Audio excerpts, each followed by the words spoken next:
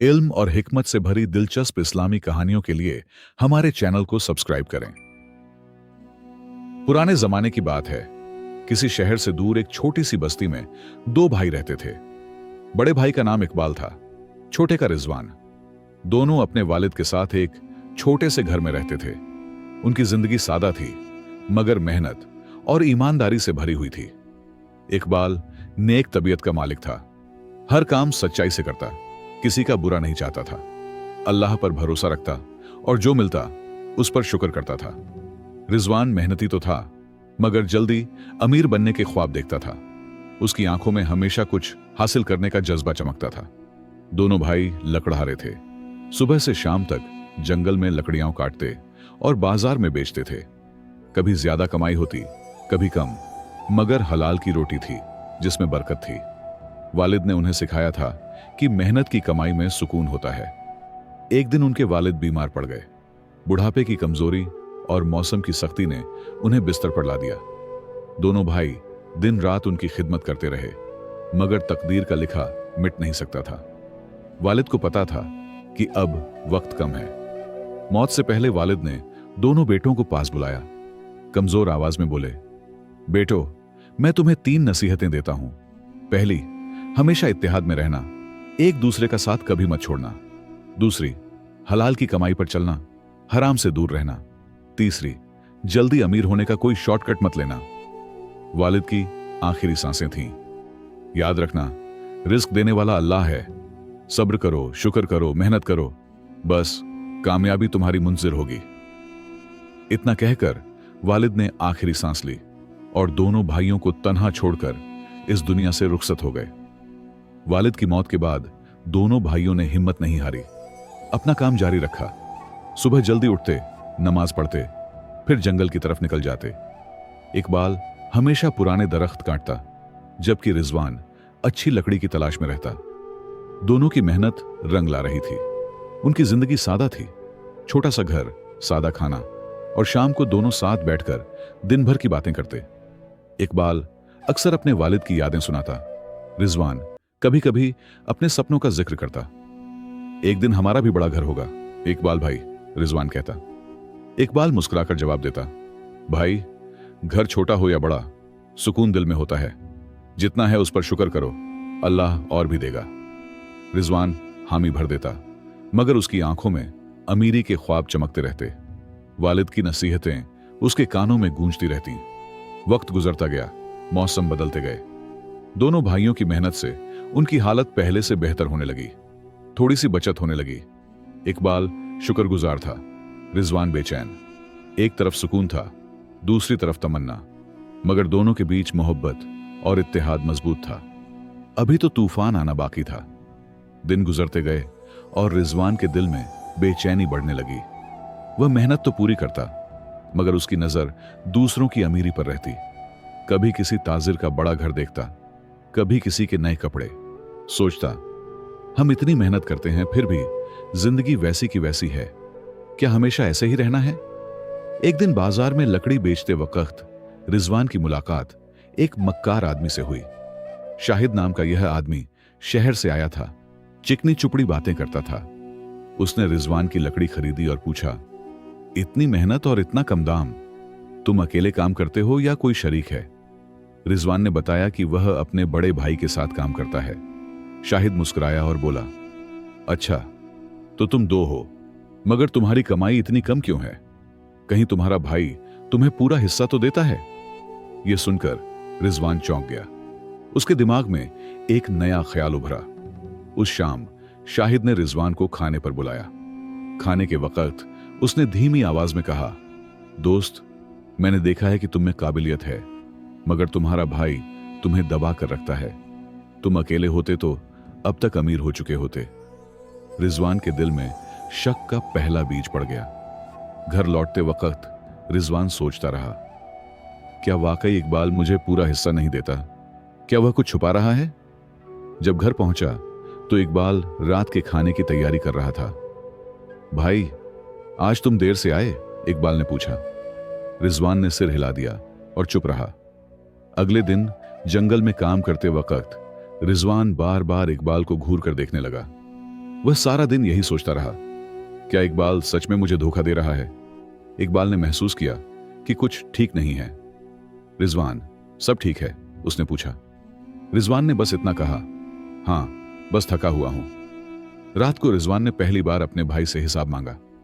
भाई, हम रोज कितना कमाते हैं? कितना खर्च होता है?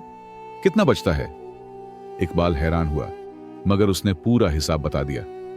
रिजवान को तसल्ली नहीं हुई। उसके दिल में शक गहरा चुका था। अगले हफ्ते शाहिद फिर मिला। उसने रिजवान को समझाया, तुम लकड़ी का गलत इस्तेमाल कर रहे हो। हरे भरे पेड़ काटो, वही सबसे महंगे बिकते हैं। तुम्हारा भाई तुम्हें रोकता है क्योंकि वह नहीं चाहता कि तुम आगे बढ़ो। यह बात रिजवान के दिल में समा गई। रिजवान का रवैया बदलने लगा। वह इकबाल से कम बात करने लगा, बेचैन रहने लगा। अक्सर रात को सो नहीं पाता। सोचता, इकबाल की वजह से मेरी जिंदगी रुक गई है। इकबाल समझ नहीं पा रहा था कि उसके भाई को क्या हो गया है। वह परेशान होता जा रहा था। एक शाम इकबाल ने रिजवान से पूछा, भाई, क्या बात है? तुम इतने बदले बदले लग रहे हो। रिजवान कुछ पल चुप रहा, फिर बोला, कुछ नहीं भाई, बस ये सोच रहा हूं कि हमारी जिंदगी कब बदलेगी। क्या हमेशा ऐसे ही गुजरती रहेगी? इकबाल के दिल में डर पैदा होने लगा।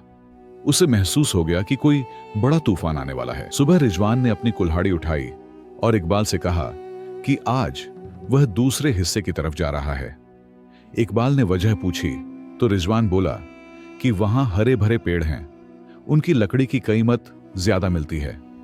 इकबाल के चेहरे पर फिक्र आ गई कि हरे पेड़ काटना ठीक नहीं होता। रिजवान ने गुस्से में कहा कि यही मसला है, इकबाल हमेशा नई चीजों को रोकता है। उसने कहा कि अब वह बड़ा हो गया है और अपना फैसला खुद करेगा। इकबाल ने नरमी से समझाया कि हरे पेड़ कुदरत की अमानत होते हैं, उन्हें काटना हलाल नहीं। वालिद ने क्या तालीम दी थी? रिजवान के चेहरे पर गुस्सा और नफरत उतर आई। वह बोला कि हमेशा वालिद की बातें करके क्या मिला, वे आज तक गरीब हैं। शाहिद कहता है कि दूसरे लकड़हारे हरे पेड़ काटकर अमीर हो गए। इकबाल के दिल में दर्द उठा। उसने पूछा कि शाहिद कौन है जो उसके कान भर रहा है। रिजवान चीखा कि अब वह इकबाल की बातें नहीं सुनेगा। शाहिद ने उसे हकीकत दिखाई है। इकबाल नहीं चाहता कि वह आगे बढ़े। इकबाल ने उसका हाथ पकड़ना चाहा, मगर रिजवान ने हाथ झटक दिया कि वह उसे रोक रहा है। पहली बार दोनों भाइयों के दरमियान ऐसी तल्खी पैदा हुई। इकबाल की आंखों में आंसू थे। उसने कहा कि हराम का रास्ता मत चुनो, वरना पछताओगे। रिजवान मुस्कुराया और बोला कि वह अमीर होकर दिखाएगा और फिर इकबाल पछताएगा कि उसका साथ क्यों नहीं दिया। रिजवान ने अपना सामान उठाया और कह दिया कि अब उनके रास्ते अलग हैं। वह अपना घर भी अलग बनाएगा। इकबाल के पैरों तले जमीन खिसक गई। बरसों की मोहब्बत एक ही दिन में टूट गई। वालिद की नसीहत, इत्तेहाद रखो, हवा में बिखर गई। रिजवान जाते वक्त मुड़कर बोला कि रिश्ते तब तक होते हैं जब तक फायदा हो। उसने कहा कि उसने बहुत वक्त इकबाल के साथ बर्बाद किया। यह सुनकर इकबाल का दिल टूट गया। उसने कहा कि रिश्ते फायदे के लिए नहीं, मोहब्बत के लिए होते हैं। मगर रिजवान जा चुका था। उस दिन से इकबाल अकेला रह गया। वह रोज की तरह जंगल जाता, लकड़ी काटता, बाजार में बेचता, लेकिन दिल टूटा हुआ था। घर में सुनसान था, खाने का दिल नहीं करता था, रातों को नींद नहीं आती थी। हर वक्त रिजवान की फिक्र लगी रहती थी। एक शाम इकबाल जंगल से लौट रहा था तो रास्ते में एक बूढ़ा दरवेश मिला। दरवेश ने उसके चेहरे पर गम देखा और पूछा कि वह इतना परेशान क्यों है। इकबाल ने आह भरकर सारी कहानी सुना दी। दरवेश ने गहरी सांस ली। दरवेश ने इकबाल के कंधे पर हाथ रखा और कहा कि कभी कभी इंसान को रास्ता दिखाने के लिए उसे अंधेरे से गुजरना पड़ता है। वह उसे बोला कि हलाल पर कायम रहो और अल्लाह की रहमत से मायूस मत हो। वक्त आएगा तो तुम्हारा भाई वापस लौटेगा। इकबाल की आंखों में उम्मीद की चमक आ गई। रिजवान शहर के दूसरे हिस्से में जा बसा, जहां शाहिद उसका इंतजार कर रहा था। शाहिद ने उसे सबसे कीमती लकड़ी वाले जंगल का रास्ता दिखाया। रिजवान बेरहमी से हरे भरे पेड़ काटने लगा, जो अभी पूरे पके भी नहीं थे। उसकी लकड़ी बाजार में सबसे ऊंचे दामों पर बिकने लगी। एक ही महीने में रिजवान के पास इतना पैसा इकट्ठा हो गया जितना वह पहले साल भर में नहीं कमाता था। शाहिद ने उसे सिखाया कि खरीदारों से झूठ बोलकर ज्यादा दाम कैसे लेने हैं। लकड़ी कम दो, दाम ज्यादा लो, शाहिद कहता, और रिजवान उसकी हर बात मानता गया। कुछ ही समय में रिजवान ने अपनी लकड़ी की दुकान खोल ली। दुकान सजाने के लिए उसने महंगा सामान खरीदा, नए कपड़े सिलवाए और एक बड़ा घर भी बनवा लिया। दौलत की चमक ने उसे अंधा कर दिया था। उसे अब न इकबाल की परवाह थी, न अपने वालिद की नसीहतों की। उधर इकबाल अपने छोटे से घर में रहता, वही पुराना काम करता, मगर अपनी जिंदगी से खुश था। उसने एक नेक लड़की हलीमा से शादी कर ली, जो उतनी ही सादी और ईमानदार थी जितना वह खुद। दोनों हलाल कमाई पर गुजर करते और अल्लाह का शुक्र अदा करते।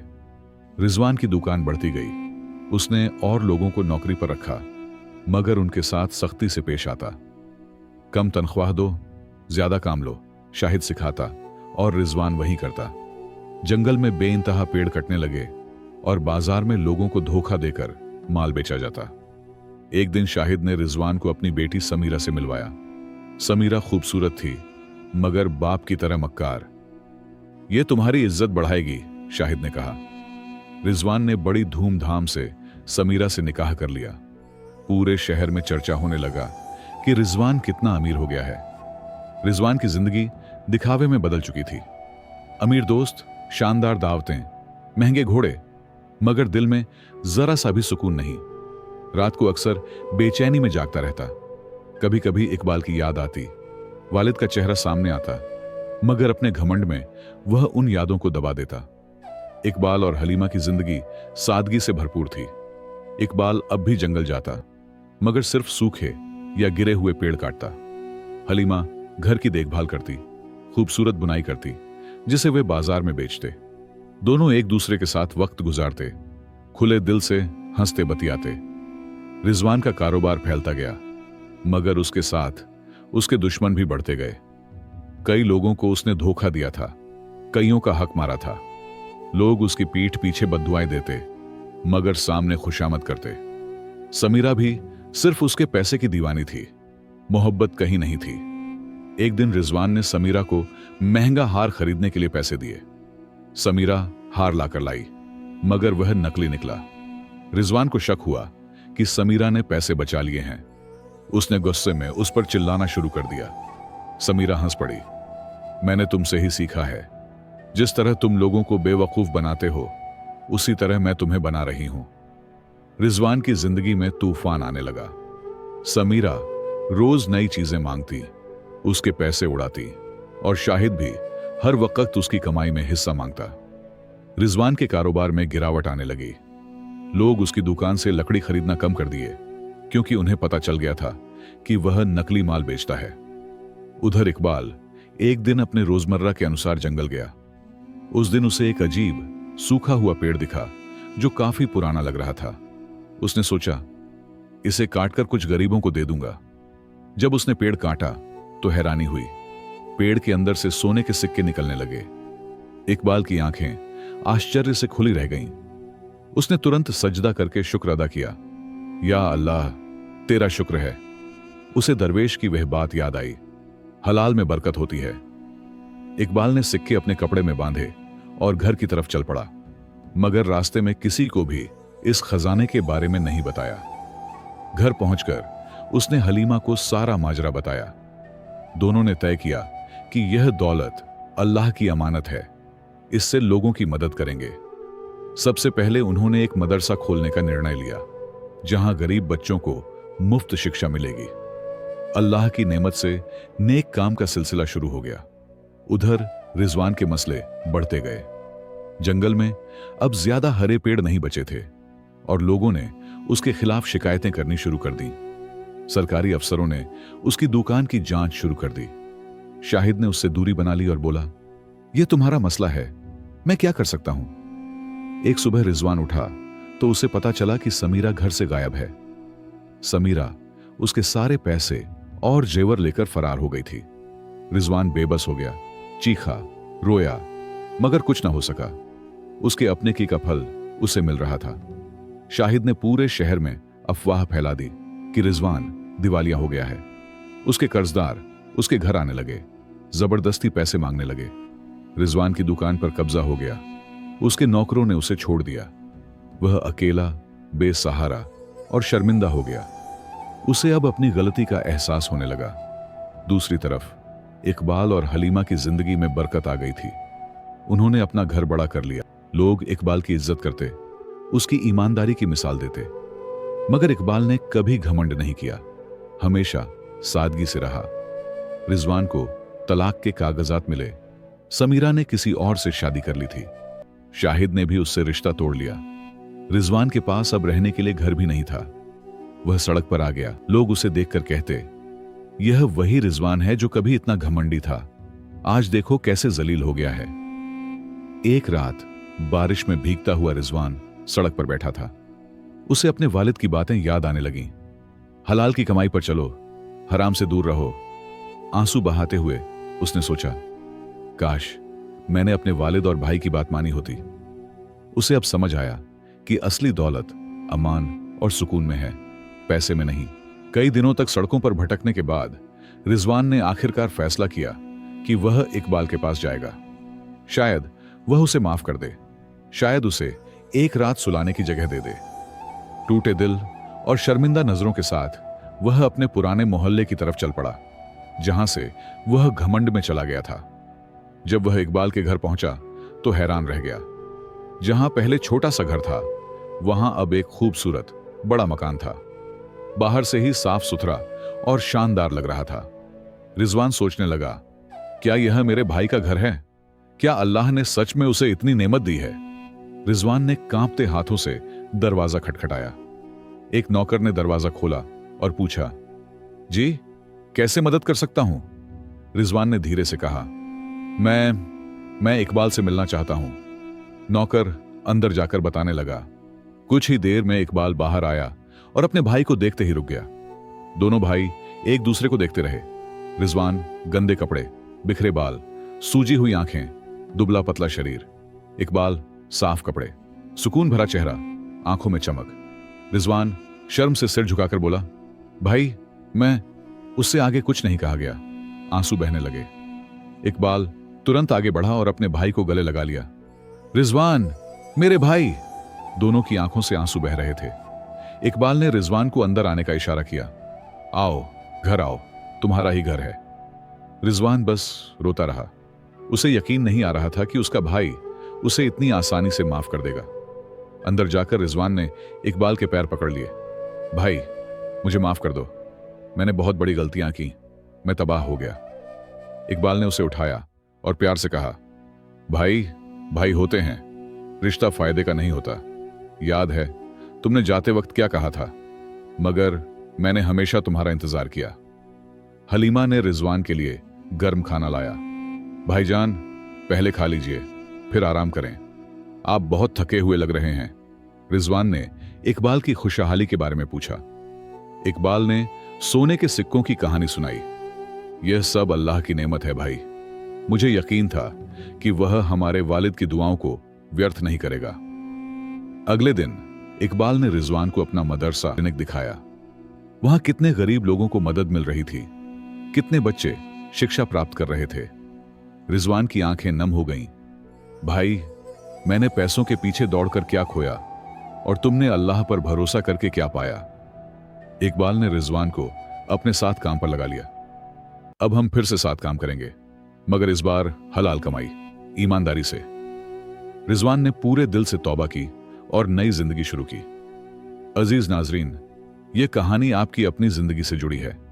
जब आपके सामने शॉर्टकट आई, रोजाना हम ऐसे मौके देखते हैं जहां जल्दी फायदा उठाने का लालच होता है। याद रखें, हलाल कमाई का रास्ता लंबा हो सकता है, मगर इसमें सुकून है।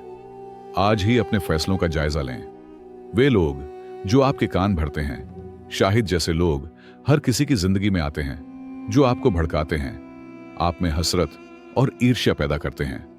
उनसे बचें, अपनी सोच साफ रखें, अपने सिद्धांतों पर कायम रहें। क्या आपने कभी किसी रिश्ते को सिर्फ फायदे की नजर से देखा है? याद रखें, जब मुश्किल वक्त आएगा, सिर्फ खलीस मोहब्बत वाले रिश्ते ही साथ देंगे। आज ही अपने रिश्तों को मजबूत करें। जब आप हलाल तरीके से मेहनत करते हैं, इसमें अल्लाह की रजा शामिल होती है। शायद नतीजे तुरंत न दिखें, मगर इकबाल की तरह आपकी सहन शक्ति और मेहनत का फल जरूर मिलेगा। यह कहानी सिर्फ कहानी नहीं, आपकी जिंदगी का आईना है।